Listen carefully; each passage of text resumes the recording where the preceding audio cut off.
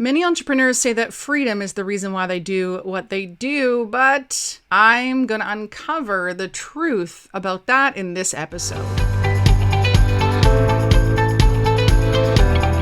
You're listening to the Dynamic Women podcast. Each week, you'll be inspired by our global community of women. They'll share with you tools and stories to help you be dynamic in every area of life. He's your host, award-winning coach, and the CEO and founder of Dynamic Women, Diane Ralston.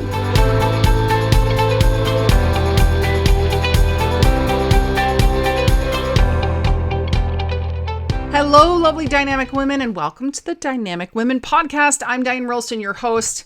And yeah, we're going to talk about today, why do you love being an entrepreneur? Let's get real about this. When I ask my Dynamic Women community, when I ask entrepreneurs, when I ask clients of mine in our programs or my one-on-one sessions, so many times the answer is freedom. They have freedom in their business. But what I actually see when I look deeper underneath that freedom is what people really, really love about being able to be an entrepreneur is that they have freedom to make their own decisions. Right? Do you feel that? You can make your own decisions if you're going to work or not. There's so many different pieces. I've got 5 of them, and I'm going to share the 5 plus how you can make sure you have them and the reasons why people falter, even though they have the freedom to make their own decisions. So number 1 is office hours. So if you're an entrepreneur, you get to choose when you work, right? You get to choose when you show up, when you finish. But what I often see in my clients is this means there's absolutely no boundaries. Have you felt that before? Yeah. You may be you're working into the night, or you're working on the weekends, you're working on a holiday. You have clients reaching out to you in the evenings in your off times. And so really, in order for you to be able to really master being able to choose your own office hours, you need to set boundaries. And so here's a few ways to do that. You can put the actual office hours up on your website, on your social media, and anywhere else you put your social media. Just add in your office hours there. Plus, when you have clients, customers, let them know when your office hours are, and you really need to stick to that. So if they reach out to you beyond those hours and you reply, you're training them that your office hours and your boundaries just don't matter. So make sure you stick to them. Or if you are responding, make sure you let them know, hey, it's out of my office hours, but I know this is super important to you right now, and so I'm willing to reply. Number 2, you get to decide who you work with. Isn't that amazing? Yes. And you get to decide the people you like, the people that you serve, the people who you want your company to be focusing on, your target market. But the problem here is that a lot of times entrepreneurs want to serve everyone. And so the main way to get around this is to just make sure you're super clear. And I like to think of it, if I'm sitting and writing a podcast or blog or getting prepared for it, then I sit here and I think, who is that woman? Who's that woman that has the earbuds in her ears and she's listening to me? Who is that woman? So when you can really define who that is, and when you can stay in abundance, meaning you're not desperate and in scarcity where you're just going to take anyone. So yes, you have the freedom to choose who you work with, but you want to be super clear about who that is so that you can be the master of that target market. Number 3, you get to choose and decide who you collaborate with.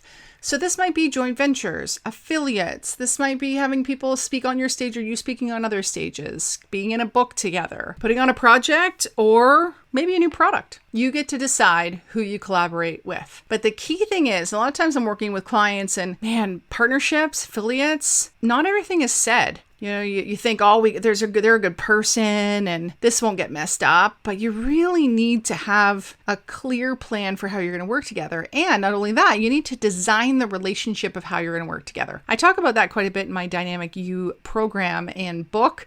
You can always pick that up on my website, dianeralston.com, and check out the shop. And then I'll even autograph it for you when I send it out to you.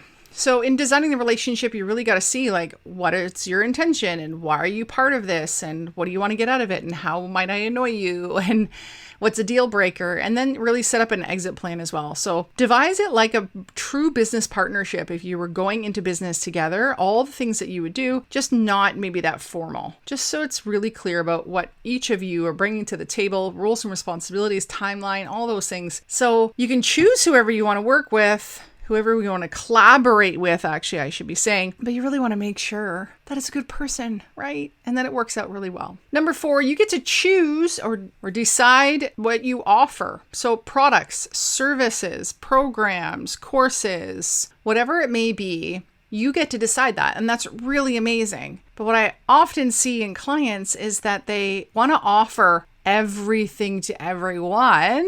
So you really got to pare that down. So go back to, being clear about who you want to work with, and then what is the main thing that they need, that they want to purchase. And then make an offerings calendar and a marketing calendar to go alongside it so that you know exactly in the year when you're offering certain products, services, and then you're going to be able to really market and sell it in the right way. A lot of times what I see with clients is that they have the ability to make all the decisions and it really just paralyzes them. So having that calendar is going to help you to know, like, I need to do X, then Y, then Z. Number 5, and the last one I'm going to talk about today, why do you love being an entrepreneur? Because you get to decide when you have time off.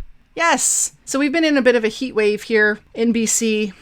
I'm actually recording this in my office with the windows closed, no AC, door closed, no fan because it's too noisy. It's hot. So today I got to, choose to have some time off. I'm choosing to take time off this week because it's hot. And well, frankly, my kids are home too. And it's just nice to be able to be around them. So we get to choose when we have time off. This really came up for me with wanting to live in BC, but my parents being in Ontario and wanting my kids to grow up with grandparents because I never did. And so when we first were here and I was able to have my business to give me the freedom to choose when I have time off, I was flying home twice a year. Then in having children, I was flying home 3 times a year. And then when my dad got diagnosed with cancer, I was flying home 4 times a year. And I was building that into my business so that it was a tax write-off, all the expenses for travel, because I was serving clients when I arrived in my hometown. And so we get to choose as entrepreneurs when we have time off. But the problem I see is people don't take it. People just work themselves to the bone, work 80, 90 hours a week, and they never take any time off. And the key thing here is just put your vacation time in your calendar first. And not just like, I'm going to take 2 weeks here or 1 week there. Actually block off like me days. Me days. Days for you. Days where you have no responsibility. Days where you wake up and decide what you want to do. Maybe a bunch of long weekends. Maybe your birthday. I love taking off my birthday. Your holidays around Christmas or any other holidays that are important to you. It's crucial to your business that you take time off so that you're rejuvenated, so you can show up in the best way possible. But if you want to be an entrepreneur and you want the freedom to choose when you take time off, key thing is you just got to take it. So here are the 5 really strong things that I've seen in all the work I've been doing with clients and in my Dynamic Women community, that we have the freedom to decide these things. And in being able to decide these things, it also is a responsibility and a priority for us to get super clear on each of these and to implement them in the best way possible so that we can have that true freedom that we desire. Otherwise, we're basically just getting a job that doesn't pay us or give us the rewards that we really want to have. So enjoy your freedom, entrepreneur. And I encourage you, do you have another thing that you get to make decisions on? I said 5, maybe you've got others. I'd love to hear what they are. And if you really don't think that freedom is the reason why you love being an entrepreneur, then let me know as well. Put your comments below. Please share this podcast with your entrepreneur friends, your small business owner friends, and tune in next time where I interview an amazing dynamic woman. You got to hear her story and all the expertise that she's going to share. Until next time, stay dynamic. Bye. Thank you, Dynamic Women, for joining us today. Please hop on over to iTunes to subscribe and leave us a review. Who do you know who needs to hear our message? We'd love it if you'd share our channel with your friends and family. If you're ready to be more dynamic, have more balance and more success, head over to www.dynamicwomenclub.com/free gift for your Key to Success book. Stay dynamic.